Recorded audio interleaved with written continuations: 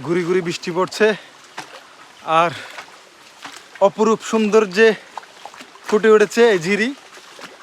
যদিও বা ঝিরিটার নাম জানা নেই, কিন্তু অপরূপ সৌন্দর্যে ঘেরা। আপনাদেরকে যদি একটু সামনে দেখাই,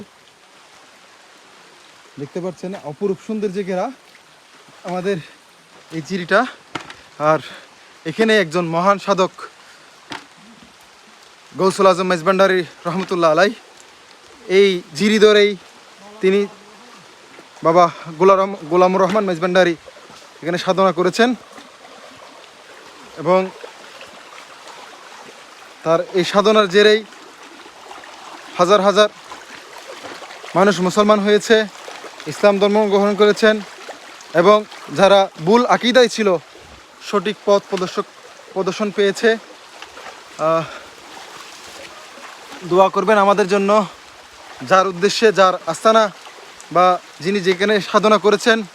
গহীর বনে ছিলেন, বাঘ ভাল্লুকের সাথে ছিলেন, বিভিন্ন বন্য প্রাণীর সাথে, কিন্তু একটা কথা চিন্তা করে দেখেন, একটা প্রাণীও তাকে একটু আঘাত করেনি। এটাই হচ্ছে বড় নিয়ামত এবং ফজিলত। দেখতে থাকুন আমাদের ভিডিও, ইনশাআল্লাহ সামনে আরও কিছু আছে।